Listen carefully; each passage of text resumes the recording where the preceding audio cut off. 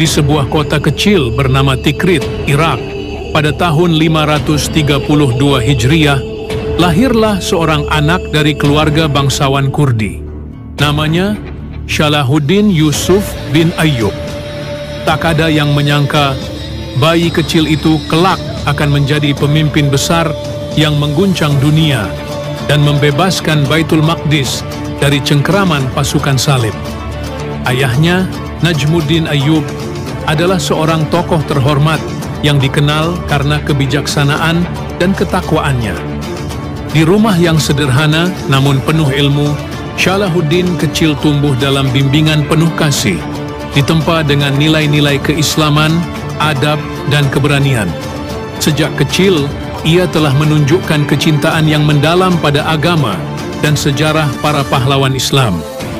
Ia mempelajari Al-Quran, hadis, fikih, sejarah Islam, dan ilmu militer. Tapi lebih dari sekadar pelajaran, ia menyerap semangat perjuangan dari kisah para sahabat Nabi, terutama Umar bin Khattab dan Khalid bin Walid. Salahuddin tidak tumbuh di istana mewah, melainkan dalam kedisiplinan, kesederhanaan, dan kecintaan pada ilmu.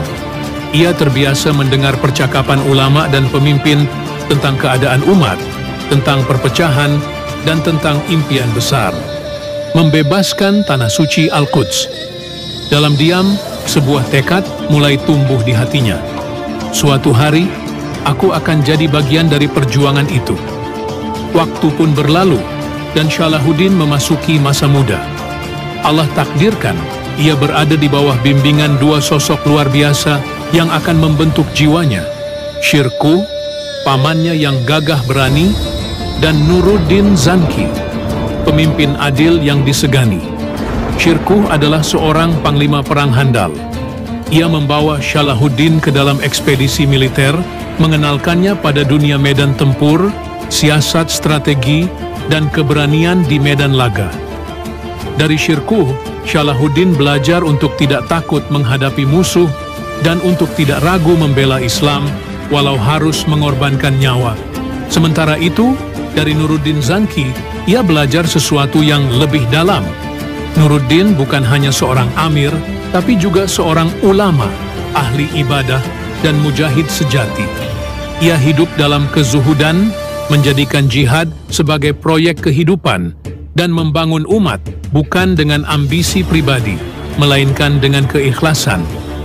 Nuruddin bermimpi besar, menyatukan kaum muslimin, dan membebaskan Al-Quds.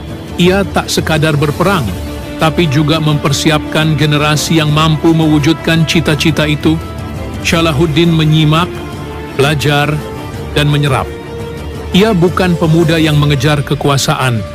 Ia lebih memilih berada di belakang layar, mengabdi, melayani, dan membentuk jiwanya dengan kesabaran, loyalitas, dan visi jihad. Di bawah tarbiyah dua guru besar ini, Salahuddin perlahan dibentuk, bukan sekadar menjadi panglima perang, tapi menjadi pejuang peradaban. Ia masih muda, tapi semangatnya telah melampaui batas usia. Dan masa itu adalah awal dari perjalanan besar yang akan mengubah sejarah dunia. Salahuddin mulai menapaki jalan baru dalam hidupnya.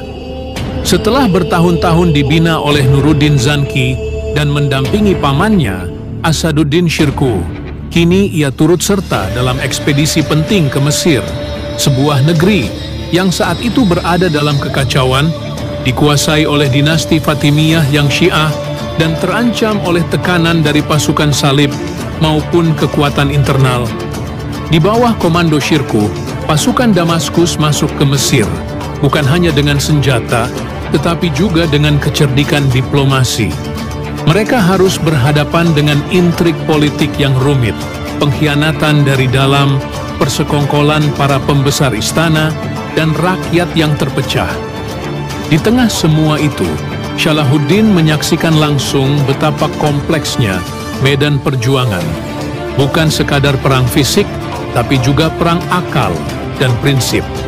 Ia mulai dikenal bukan hanya sebagai keponakan Syirkuh, tapi sebagai pemuda yang cerdas, berani, dan tenang dalam mengambil keputusan.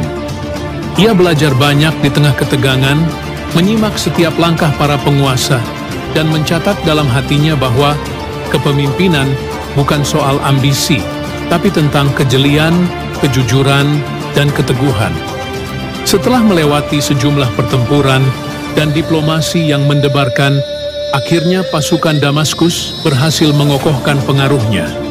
Namun, tak lama setelah kemenangan itu, kabar duka datang. Syirkuh wafat secara mendadak. Kepergiannya mengejutkan semua pihak dan menciptakan kekosongan besar di Mesir. Dalam keadaan genting itu, para pejabat dan rakyat Mesir sepakat menunjuk sosok yang dinilai mampu menjaga stabilitas dan melanjutkan perjuangan. Di luar dugaan banyak orang, pilihan jatuh pada Salahuddin bin Ayyub, seorang pemuda yang tak pernah mengejar jabatan, tapi justru dipanggil oleh tanggung jawab besar. Ia diangkat menjadi wazir Mesir, jabatan tertinggi dalam pemerintahan. Amanah ini datang di usia muda, di negeri asing, dengan tantangan besar yang mengintai dari segala arah. Langkah awalnya penuh kehati-hatian.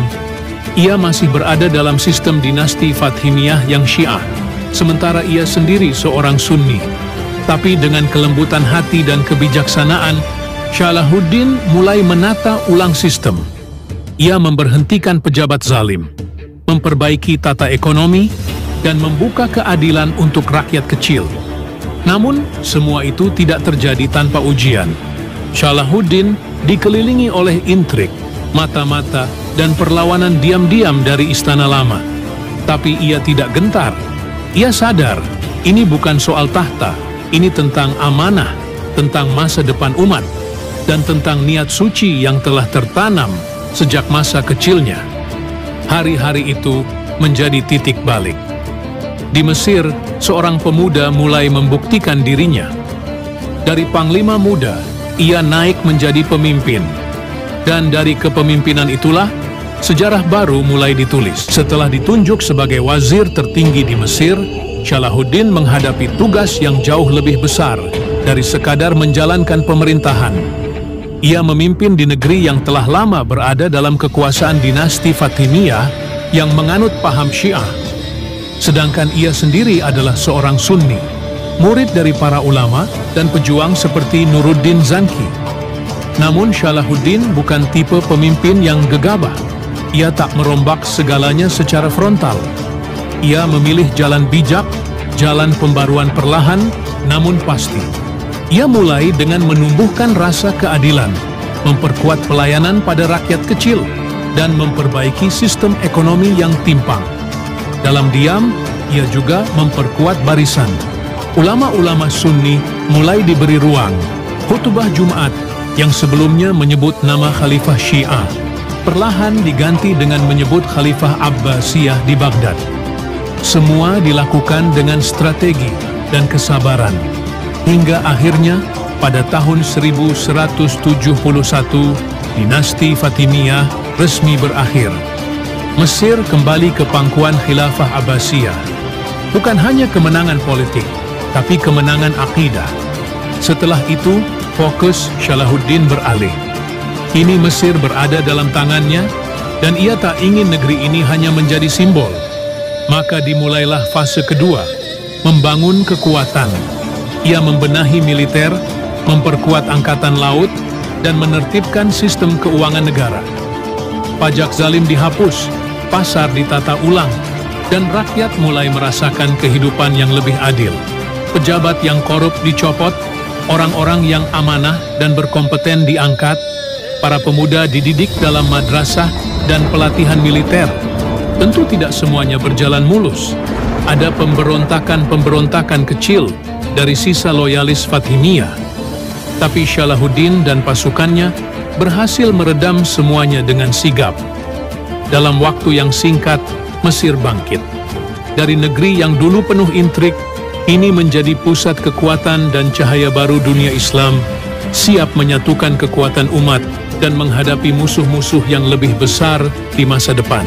Setelah berhasil menstabilkan Mesir, Salahuddin tak tinggal diam.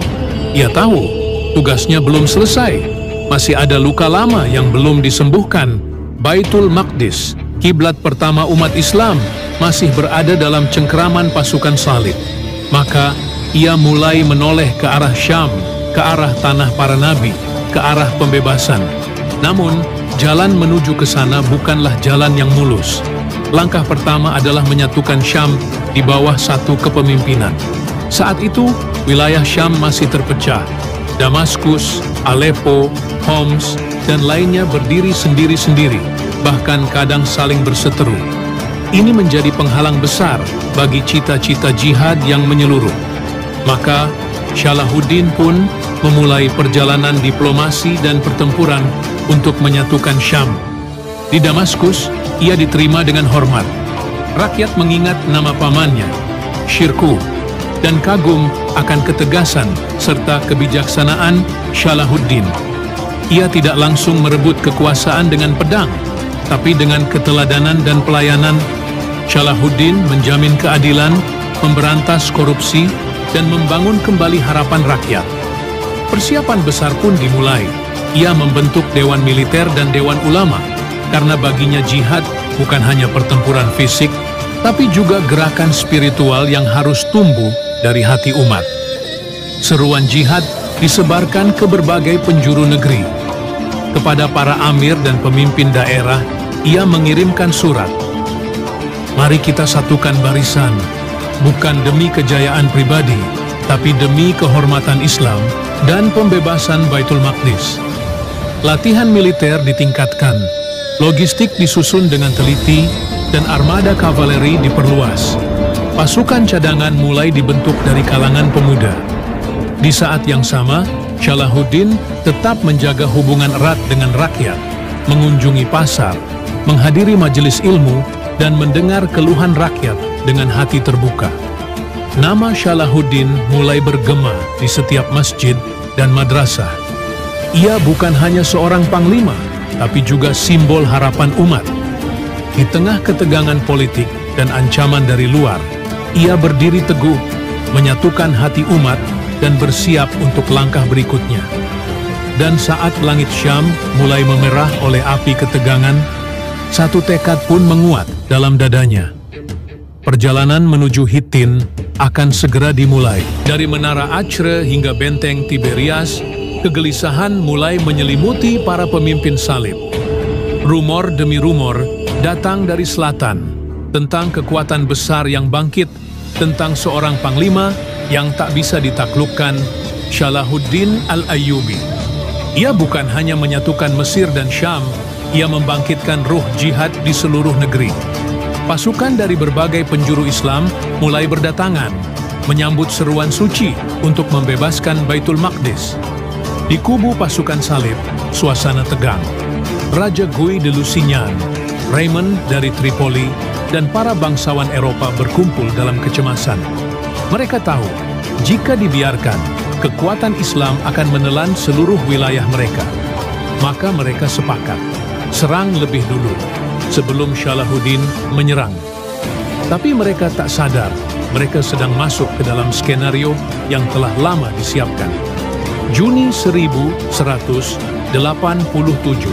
pasukan salib berangkat menuju Tiberias. Salahuddin menanti dengan sabar, menahan serangan, dan terus menarik mereka masuk ke wilayah yang ia kuasai, dataran panas dan kering di Hattin.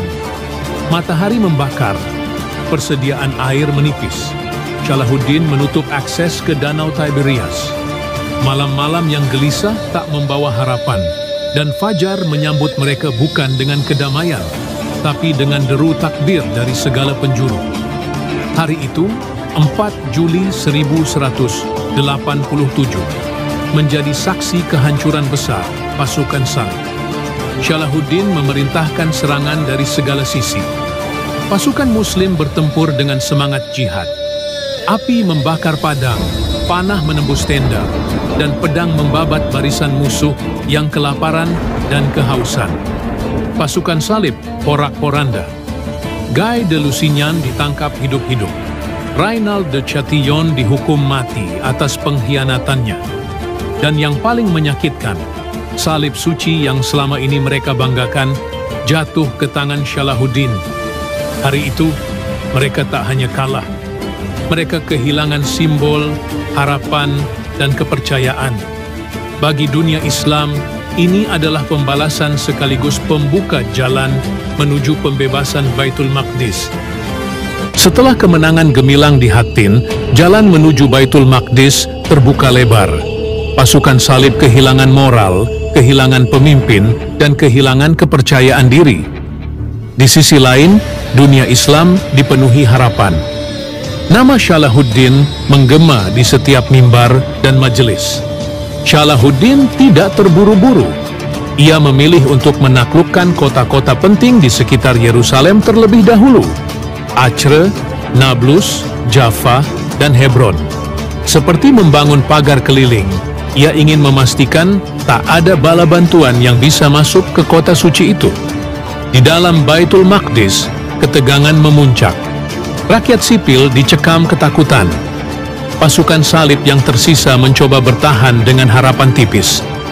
Tetapi mereka tahu bencana besar sedang mendekat. Akhir September 1187, Salahuddin dan pasukannya mengepung kota. Namun ini bukan pengepungan seperti biasanya. Ia tidak ingin menumpahkan darah di kota yang dimuliakan semua agama samawi. Ia mengirim utusan, menawarkan penyerahan secara damai. Tapi Raymond dari Tripoli menolak. Akhirnya, serangan dilancarkan. Namun Salahuddin tetap menjaga prinsip, jangan mencemari tanah suci ini dengan kebiadaban. Ia menghindari pembantaian.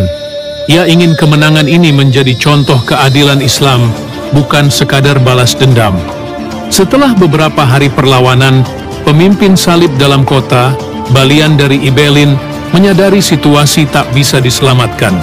Ia meminta bertemu langsung dengan Salahuddin. Dalam pertemuan itu, Balian meminta agar keselamatan rakyat dijamin. Salahuddin menyetujui. Ia bahkan memberi waktu agar mereka bisa menebus diri atau orang-orang mereka yang tertawan. Yang tidak mampu, banyak dibebaskan begitu saja oleh kemurahan hati sang sultan. Tanggal 2 Oktober 1187, tepat pada hari Isra Mi'raj, Baitul Maqdis kembali ke pangkuan umat Islam. Tangis haru membanjiri pasukan Muslim. Para mujahid bersujud di jalan-jalan kota. Azan berkumandang kembali dari Masjidil Aqsa. Salahuddin tidak tinggal di istana. Ia memilih bermalam di lantai Masjid Al-Aqsa, menyandarkan kepala pada sajadah lusuh dan bersyukur dalam diam. Di saat banyak penguasa membangun kejayaan untuk kemuliaan diri, Salahuddin menegakkan kejayaan demi kemuliaan Islam. Hari itu, dunia menyaksikan bahwa seorang pemimpin bisa menang tanpa membalas kebiadaban dengan kebiadaban. Di tengah semarak jihad dan gemuruh pembebasan Baitul Maqdis, Salahuddin tak pernah melupakan cintanya kepada Nabi Muhammad SAW. Ia bukan hanya panglima yang ditakuti lawan, tapi juga pecinta Nabi yang tulus. Setiap malam, ia membaca sirah Nabi, meneteskan air mata ketika mengenang perjuangan sang Rasul. Cinta itu melahirkan gerakan. Dan untuk pertama kalinya dalam sejarah Daulah Ayyubiyah, peringatan Maulid Nabi diadakan secara terbuka, sederhana namun penuh haru. Gerakan ini mendapat dukungan besar dari para ulama, seperti Imam Ibnu Dihyah Al-Kalbi, serta para tokoh sufi dan cendekiawan Damaskus. Bahkan keponakannya, Raja Al-Muzaffar Umar, dengan semangat yang sama menyelenggarakan perayaan Maulid Nabi dengan penuh keagungan dan ilmu di kota Irbil. Ia menjadi pelopor yang mewarisi semangat Salahuddin dalam menghidupkan kecintaan kepada Rasulullah. Di Damaskus dan Yerusalem, gema salawat berkumandang. Tak dengan kemewahan, tapi dengan khidmat dan haru. Warga duduk bersila menyimak kisah kelahiran Nabi, bersyalawat bersama, meneteskan air mata. Karena bagi Salahuddin, kemenangan sejati bukan hanya dengan pedang, tapi dengan mencintai dan meneladani Rasulullah. Namun cinta itu pun diuji. Dari barat, kabar buruk datang. Kekalahan Eropa di Hattin dan hilangnya Yerusalem membuat para penguasa Kristen marah besar. Paus Urban ketiga menyerukan perang salib ketiga. Dan bara dendam itu mulai menyala. Tahun 1189 Masehi, bara dendam kekristenan Eropa belum padam. Kekalahan di Hattin dan hilangnya Yerusalem membuat Paus Urban ketiga menyerukan perang salib ketiga. Dari barat, 3 raja besar bergerak. Frederick Barbarossa dari Jerman, Philip II dari Prancis, dan Richard si Hati Singa dari Inggris. Frederick tewas tenggelam di Asia Kecil. Philip kembali ke negerinya. Tinggallah Richard yang melanjutkan perang melawan Salahuddin. Dua pemimpin besar kini berhadapan bukan hanya di medan perang, tapi juga dalam strategi, akhlak, dan kehormatan. Richard adalah ksatria hebat, tapi Salahuddin bukan lawan biasa. Meski pasukannya kalah jumlah dan kekuatannya menipis, ia bertahan. Setiap langkah Richard dijawab dengan kecerdikan. Setiap provokasi dibalas dengan ketegasan dan kemurahan hati. Dalam pengepungan Acre, dalam bentrokan di Arsuf, dan dalam pertempuran-pertempuran lainnya, keduanya saling menguji. Tapi tak ada kemenangan mutlak. Salahuddin menolak menyerah, dan Richard tak mampu merebut kembali Baitul Maqdis. Akhirnya, tahun 1192, keduanya menyepakati perjanjian damai. Yerusalem tetap di tangan kaum muslimin, tapi terbuka bagi peziarah Kristen. Dunia menyaksikan dua musuh bebuyutan saling menghormati. Salahuddin bahkan mengirim tabib dan kuda kepada Richard saat ia sakit. Beberapa bulan setelah itu, Salahuddin jatuh sakit. Tubuh yang pernah menempuh ribuan kilometer jihad kini melemah. Di Damaskus, di tengah rakyat yang mencintainya, ia menghembuskan nafas terakhir. Ia wafat dalam kesederhanaan. Tak meninggalkan harta, kecuali kudanya, baju besi, dan pedangnya. Tapi ia meninggalkan warisan yang jauh lebih besar. Kehormatan, keadilan, dan kejayaan Islam. Dunia menangis. Ulama, pasukan, dan rakyat dari berbagai negeri datang menghormati pemimpin agung itu. Di atas pusaranya tertulis kalimat yang mengguncang hati. Segala isi dunia ini tidak berguna bagiku. Bahkan kekuasaan yang luas pun tidak menolongku pada hari kematianku. Salahuddin telah pergi, tapi namanya tetap hidup. Sebagai simbol keteguhan iman, keberanian dalam jihad, dan kemuliaan dalam memimpin. Ia bukan hanya penakluk Yerusalem, ia adalah penakluk hati umat.